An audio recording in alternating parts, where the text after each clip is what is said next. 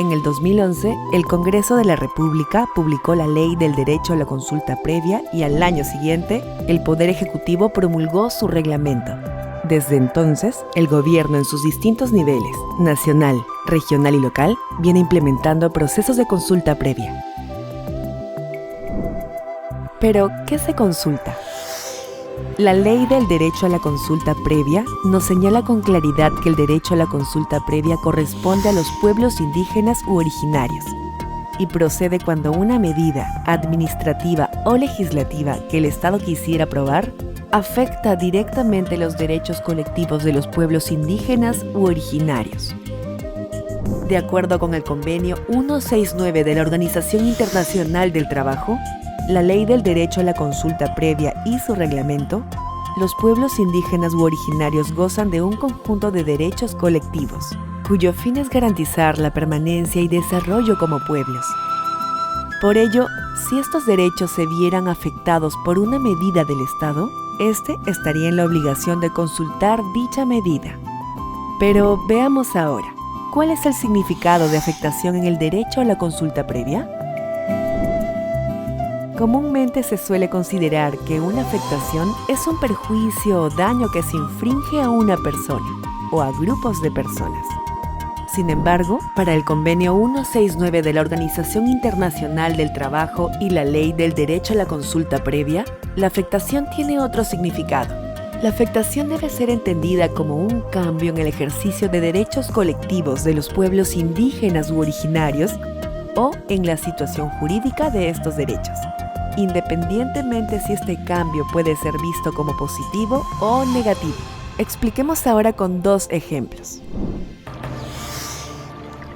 Por un lado, si el Estado decidiera aprobar la construcción de una represa de agua en el territorio de un pueblo indígena y esta obra significara un cambio en el estilo de vida, formas de producción, almacenamiento o distribución del agua, espiritualidad u organización de un pueblo indígena, estaríamos ante un cambio en el ejercicio de sus derechos colectivos.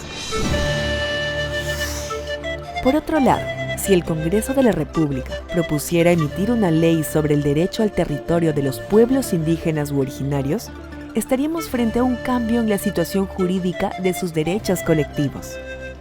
También es importante resaltar que la consulta previa es ante todo un diálogo intercultural entre el Estado y los pueblos indígenas u originarios, lo cual conlleva un intercambio entre diversas formas de percibir una misma realidad.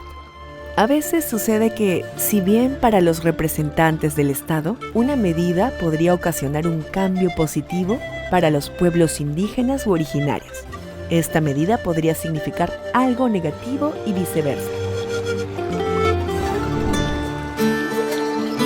Por ejemplo, la construcción de una carretera de acceso a una comunidad puede ser valorada por el Estado como una oportunidad de mejora en la comercialización de productos locales y en el acceso a servicios públicos. Sin embargo, el pueblo indígena u originario podría considerarla como una amenaza a la propiedad de sus tierras comunales o al uso que dan a los recursos naturales de su territorio. Otro ejemplo fue lo ocurrido durante una reunión en un proceso de consulta previa en el sur andino, mientras los funcionarios del Estado que proponían el establecimiento de un área de conservación regional planteaban como un objetivo proteger a una especie de zorro andino en riesgo de extinción. La población no veía con mucho agrado esta propuesta de protección, porque según manifestaron, esta especie depredaba sus aves de corral, ovejas y ganado. Recordemos que vivimos en un país donde conviven diferentes culturas, donde existen diversas formas de pensar, de sentir y de elegir el desarrollo. Reflexionar y analizar sobre estas diferencias nos permitirá entender mejor el concepto de afectación o cambio que una medida del Estado podría ocasionar en el ejercicio de los derechos colectivos de los pueblos indígenas u originarios.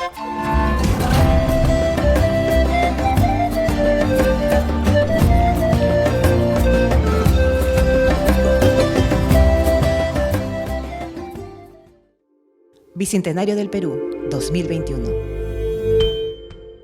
Gobierno del Perú.